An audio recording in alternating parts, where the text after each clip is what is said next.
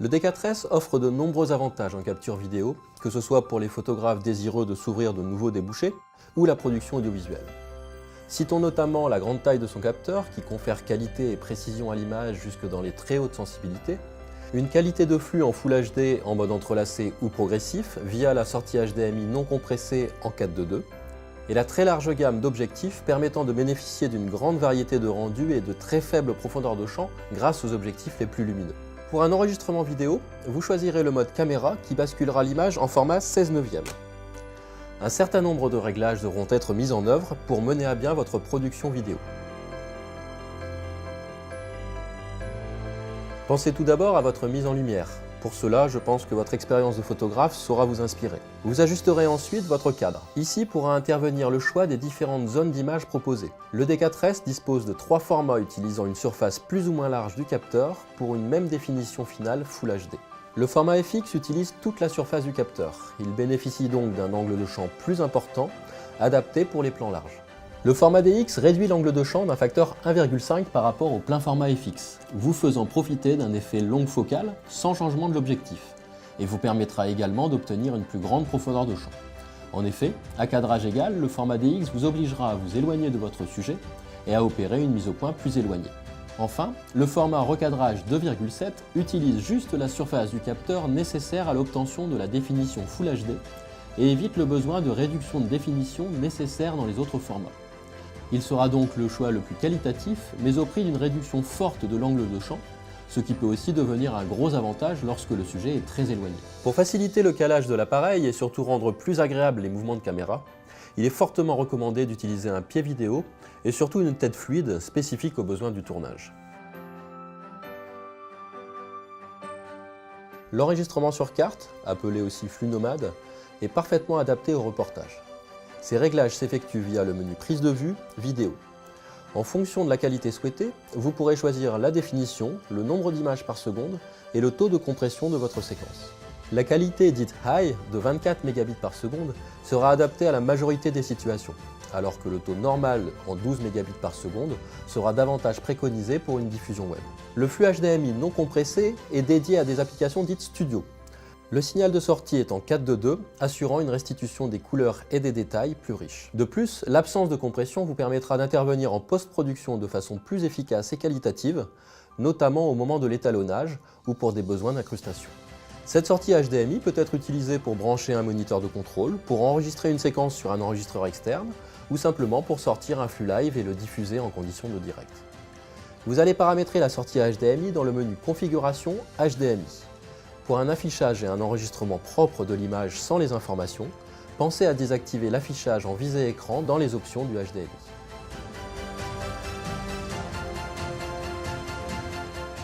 Le D4S vous offre plusieurs choix de définition et surtout de cadence vidéo compatibles avec le Full HD, qui assurera la meilleure restitution des détails et exploitera la haute résolution des écrans actuels. La cadence de 24 images par seconde correspond aux usages cinématographiques en tant que cadence historique du cinéma sur film argentique, tandis que les 25 et 50 images par seconde sont plus adaptées à l'usage télévisuel en tant que standard européen de télédiffusion.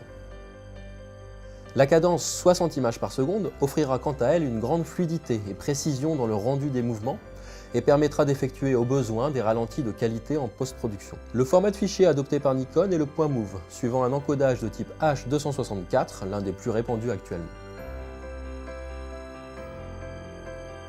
Pour exposer juste, je vous conseille de travailler en mode d'exposition manuel et de commencer par imposer une vitesse d'obturation double de votre cadence image par seconde.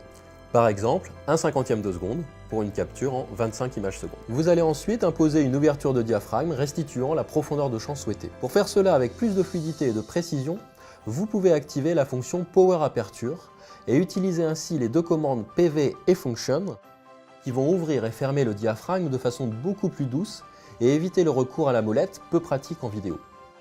Vous allez enfin ajuster l'exposition à l'aide de la sensibilité.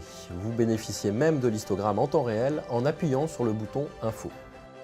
En reportage, pour pallier à des changements de quantité de lumière comme lorsque l'on passe d'un intérieur à un extérieur, vous pouvez activer la sensibilité automatique.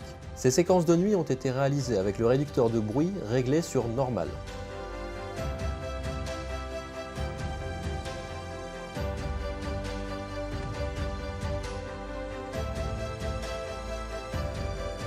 vous remarquerez l'excellent rendu sur tout le spectre des sensibilités. A noter également que la fonction Daylighting actif, bien connue en photo et permettant de mieux gérer les situations à fort contraste, s'applique également en vidéo.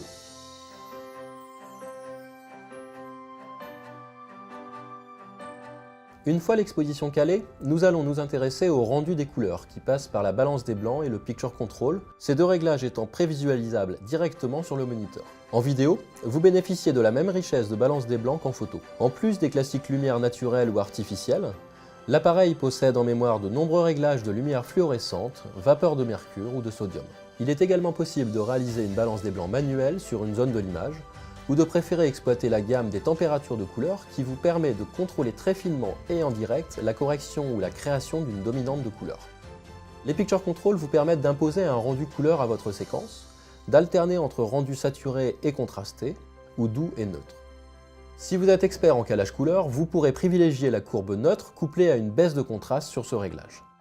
Au contraire, si dans votre montage vous alternez photo et vidéo, vous allez faire en sorte d'avoir la même chromie pour une fusion parfaite des images fixes et des images animées. Les plus expérimentés apprécieront l'utilitaire Picture Control Utility, inclus dans le logiciel fourni ViewNX2. Il permet d'injecter vos courbes de contraste personnalisées dans l'appareil.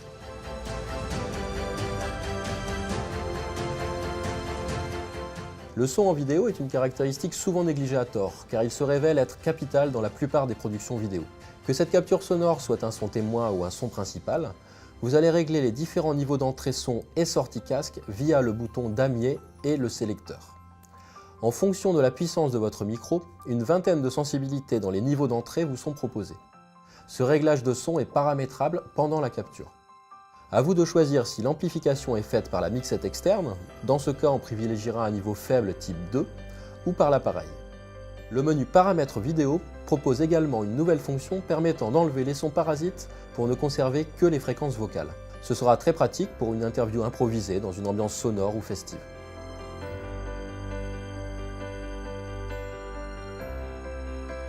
Dernier réglage à valider avant de lancer l'enregistrement, la mise au point.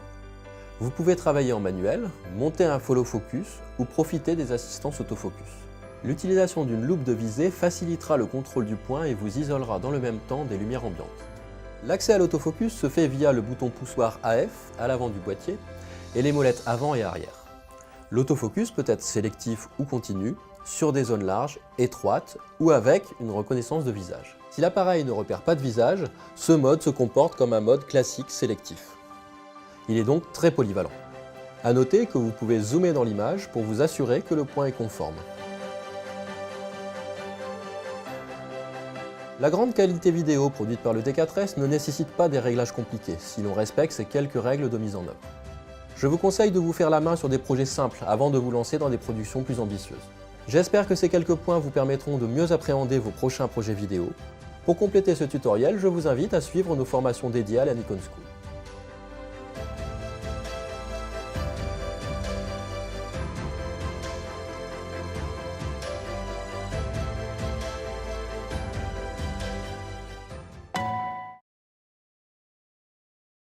De télédiffusion. La cadence 60 images par seconde offrira quant à elle une grande fluidité et précision dans le rendu des mouvements et permettra d'effectuer au besoin des ralentis de qualité en post-production. Le format de fichier adopté par Nikon est le point .mov, suivant un encodage de type H264, l'un des plus répandus actuellement. Pour exposer juste, je vous conseille de travailler en mode d'exposition manuel et de commencer par imposer une vitesse d'obturation double de votre cadence images par seconde. Par exemple, 1/50 de seconde pour une capture en 25 images secondes. Vous allez ensuite imposer une ouverture de diaphragme restituant la profondeur de champ souhaitée. Pour faire cela avec plus de fluidité et de précision, vous pouvez activer la fonction Power Aperture et utiliser ainsi les deux commandes PV et Function qui vont ouvrir et fermer le diaphragme de façon beaucoup plus douce et éviter le recours à la molette, peu pratique en vidéo. Vous allez enfin ajuster l'exposition à l'aide de la sensibilité. Vous bénéficiez même de l'histogramme en temps réel en appuyant sur le bouton Info. En reportage, pour pallier à des changements de quantité de lumière comme lorsque l'on passe d'un intérieur à un extérieur, vous pouvez activer la sensibilité automatique. Ces séquences de nuit ont été réalisées avec le réducteur de bruit réglé sur normal.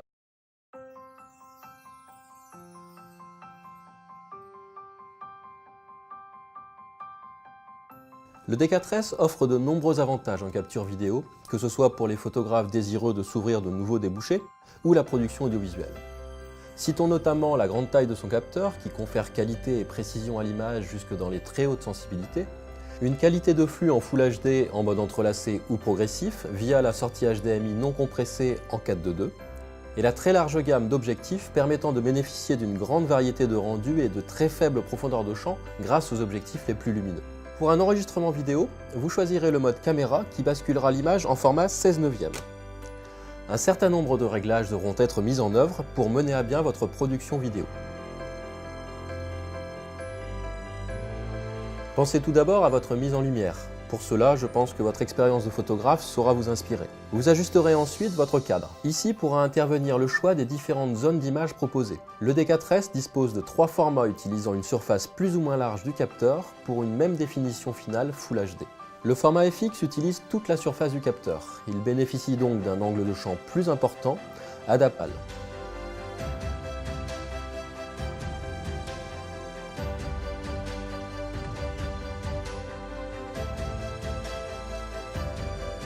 Vous remarquerez l'excellent rendu sur tout le spectre des sensibilités. A noter également que la fonction Daylighting actif, bien connue en photo et permettant de mieux gérer les situations à fort contraste, s'applique également en vidéo.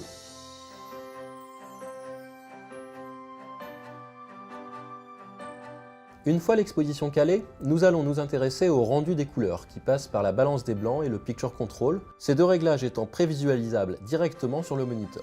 En vidéo, vous bénéficiez de la même richesse de balance des blancs qu'en photo. En plus des classiques lumières naturelles ou artificielles, l'appareil possède en mémoire de nombreux réglages de lumière fluorescente, vapeur de mercure ou de sodium.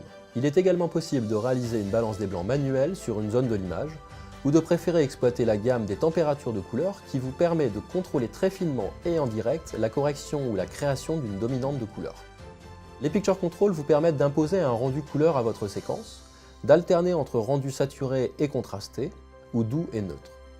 Si vous êtes expert en calage couleur, vous pourrez privilégier la courbe neutre, alors que le taux normal en 12 mégabits par seconde sera davantage préconisé pour une diffusion web. Le flux HDMI non compressé est dédié à des applications dites studio. Le signal de sortie est en 4:2, assurant une restitution des couleurs et des détails plus riches. De plus, l'absence de compression vous permettra d'intervenir en post-production de façon plus efficace et qualitative, notamment au moment de l'étalonnage ou pour des besoins d'incrustation. Cette sortie HDMI peut être utilisée pour brancher un moniteur de contrôle, pour enregistrer une séquence sur un enregistreur externe, ou simplement pour sortir un flux live et le diffuser en conditions de direct. Vous allez paramétrer la sortie HDMI dans le menu Configuration HDMI. Pour un affichage et un enregistrement propre de l'image sans les informations, pensez à désactiver l'affichage en visée écran dans les options du HDMI.